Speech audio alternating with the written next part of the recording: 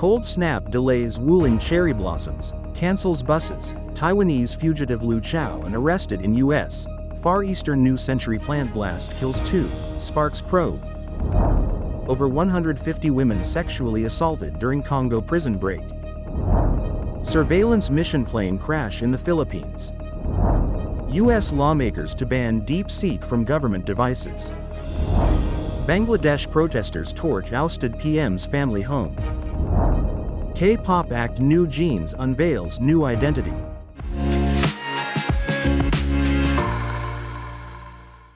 Hello, I'm Johnny. Thank you for joining us on Funday News. It's Saturday, February 8th, and here are your top stories.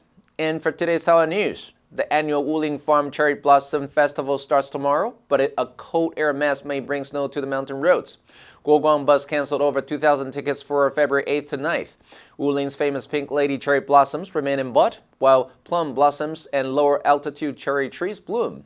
The U.S. Immigration and Customs Enforcement announced the arrest of Taiwanese fugitive Li Chaoan, known as the Sunflower Queen, for fraud and drug-related crimes. She entered the U.S. legally in 2019, but overstayed. Detained in Boston last month, she is expected to be deported to Taiwan. A gas explosion at Far Eastern New Century swimming pool plant killed 2 and injured 19. Investigators roll out sabotage, citing pipeline issues. Taiwan officials inspected 5 sites, finding 14 safety violations. The company faces fines and must correct hazards to prevent future incidents. And in global news, citing officials in the Democratic Republic of Congo, at least 165 women were sexually assaulted by male inmates after a mass breakout from a prison. After fighters from the M23 rebel group advanced toward the eastern city of Goma, the UN said inmates at Muzenze prison took advantage of the chaos and started to escape on January 27th. A posted video showed hundreds of people escaping from the prison as plumes of black smoke billowed nearby and what sounded like gunshots rang out. Vivian van de Peer, the United Nations representative for the DRC, said in a briefing that the situation was still highly volatile in the city. She said many residents were fleeing because the conditions are really dire, and we are actually afraid of health outbreaks in our camps, for the people that we are sheltering, but also for ourselves.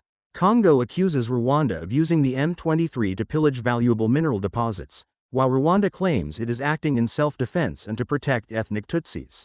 On Friday, the UN's Human Rights Office, OHCHR, warned that the escalation could lead to an increased use of sexual violence as a weapon of war by rival armed groups, which has long fueled the conflict in eastern Congo. 1 U.S. service member and 3 defense contractors were killed Thursday when a plane contracted by the U.S. military crashed in a rice field in the southern Philippines. The U.S. Indo-Pacific Command said the aircraft was conducting a routine mission, providing intelligence, surveillance, and reconnaissance support at the request of our Philippine allies. It stated that the cause of the crash was under investigation.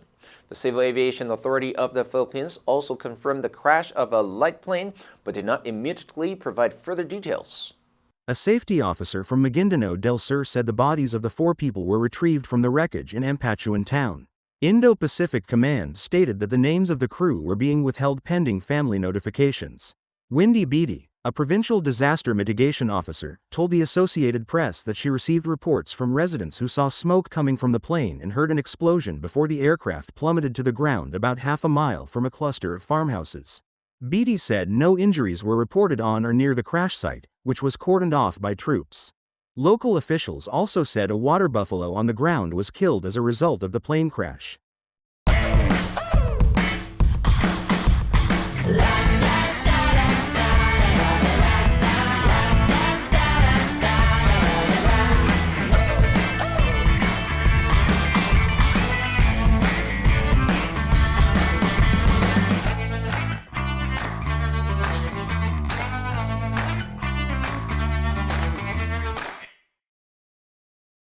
A bipartisan congressional bill is being introduced to ban China's DeepSeek AI software from government devices. UN's Reps Darine LaHood and Josh Gatomir are sponsoring the legislation on national security grounds, arguing that the company's technology presents an espionage risk. LaHood said in a statement, the technology race with the Chinese Communist Party is not one that the United States can afford to lose. The national security threat that DeepSeek, a CCP-affiliated company, poses to the United States is alarming. He said DeepSeek's generative AI program can acquire data from US users and store the information for unspecified use by Chinese authorities. According to an analysis by Ivan Zarini, CEO of Ferut Security, a company specializing in data protection and cybersecurity, the chatbot app has intentionally hidden code that could send user login information to China Mobile, a state-owned telecommunications company banned from operating in the US. Gottheimer said, "Under no circumstances can we allow a CCP company to obtain sensitive government or personal data." The Chinese Foreign Ministry said it opposed the broadening of the concept of national security and the politicization of economic and technological issues. Bangladesh's new government is struggling to address a range of issues, including a faltering economy and human rights violations, following the ouster of former Prime Minister Sheikh Hasina 6 months ago. Hasina fled to India in August after a student-led uprising ended her 15-year rule, and an interim government led by Nobel Peace Laureate Muhammad Yunus took the helm, backed by the influential military. Hasina's Awami League recently announced plans for a protest in February, including a general strike. This infuriated student activists and anti-Hasina groups, who on Wednesday stormed and demolished the historic home of her father, Bangladesh's independence leader Sheikh Mujibur Rahman. Yunus' office said in a statement on Thursday that the inflammatory statements made by fugitive Sheikh Hasina from India against the July uprising have created deep anger among the people. Hasina, in turn, accused Yunus of failing to prevent the attacks on the house. On Thursday, Bangladesh's Ministry of Foreign Affairs summoned an Indian diplomat in Dhaka over Hasina's recent statements, calling them false and provocative. A protest letter was handed to the acting Indian High Commissioner, asking the neighboring country to stop Hasina from making further comments. One of the biggest selling K-pop acts, NewJeans, has changed its name amid a long-running legal dispute that has gripped South Korea. Speaking ahead of Friday's announcement, the 5-member group unveiled that it will now be known as NewJeans. Band member Hanny said the rebrand was a way of turning this rough period of time into something more exciting, as the group confirmed it will perform under its new name for the first time at the ComplexCon Hong Kong Festival in March. The band will also debut a new song at the 3-day event. Hanny said, "We are working a lot to resolve everything so that we can go back to normal." She added that the band does not want its legal dispute with record label Adore to be the focus of our careers.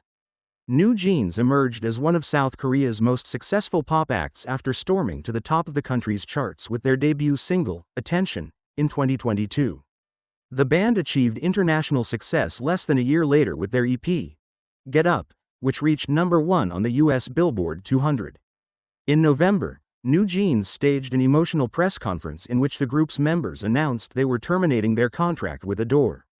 They have accused the label of manipulation, mistreatment, deliberate miscommunications, and workplace harassment.